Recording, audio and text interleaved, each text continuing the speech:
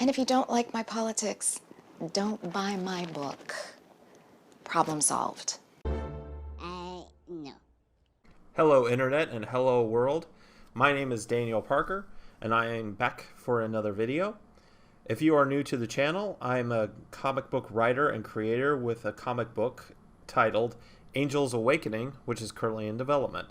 I also make videos like this one, so if you enjoy my content, leave a like and a comment.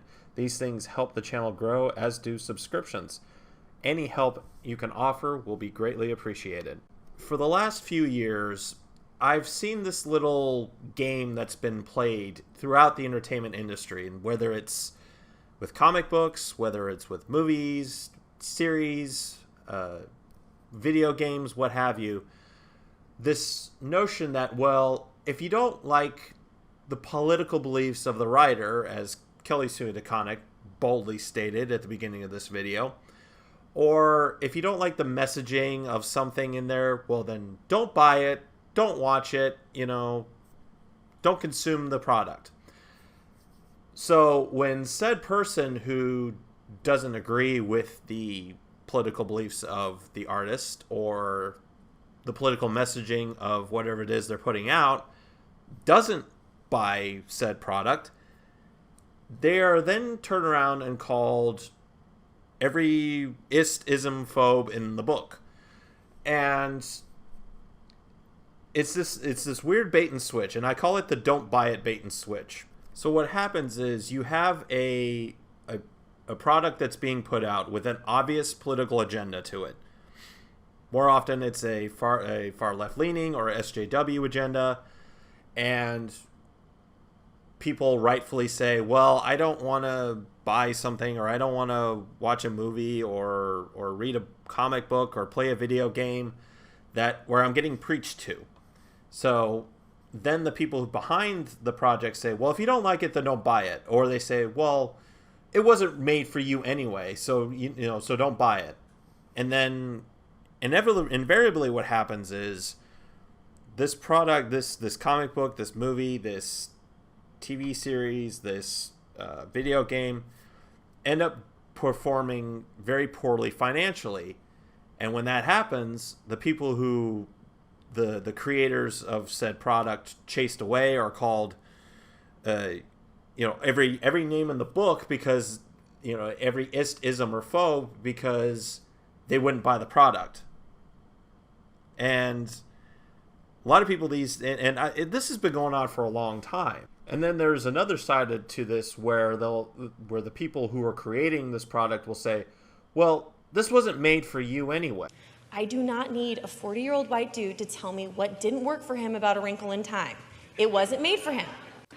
But even when a movie or a comic book or a video game isn't technically made for somebody, the person that it wasn't made for, that person still needs to buy it, even though it wasn't made for them. Like this bait and switch that continuously happens, and with all of these throughout the entertainment industry, is just not something that's worth dealing with all the time. We saw this with Birds of Prey, the Harley Quinn movie, where it was the same thing. Like, they came out and they did all this woke marketing for the movie. Now, I haven't seen that movie myself, so I can't speak to whether it's woke or not. I've heard it's not that bad, but again, I personally, I don't know, because I haven't seen it. But they sure as heck marketed it like a woke movie. You had Ewan McGregor running around and saying, oh, we're tackling everyday misogyny and toxic masculinity. And I think the director of the movie was saying a lot of different stuff about it, something along those lines too, and everything. And then invariably the movie failed at the box office. It didn't generate nearly as much money as they would have liked. And, they were telling people like me, well, if you don't like the movie, then don't go see the movie. So I didn't go see the movie. And then I get yelled at because the movie failed, and I'm called every, bad thing in the book because I didn't go see a movie that I was being preached to about. Like, I just, I don't play this game. Personally, I don't play this game. I don't think we should be playing this game. You know, as Comicsgate or the Fandom Menace or anybody else, just don't play. I mean, this bait and switch game, no, not gonna play it. I don't play games with SJWs. I don't play with SJWs, period. So all I can say is support projects and support creators that you like and enjoy, that aren't going to talk down to you, aren't going to call you names, aren't going to do, you know, aren't going to talk down to you or get on you because you don't have the right skin color or you know, whatever.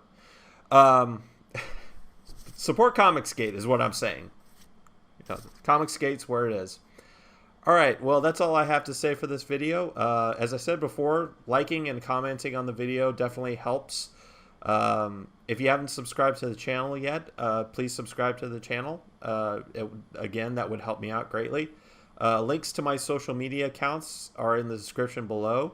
On my Twitter and on my Instagram pages, I'm going to be putting up pages, completed, illustrated and colored pages from my comic book Angels Awakening. Both illustrations and colors were done by Bogdan Digital Art. I'm really looking forward to this comic book. It's turning into something amazing, and be on the lookout for it. I hope to get the mailing list up very soon for it, and then after that, get the Indiegogo campaign going. So thank you all for listening, and I will see you next time.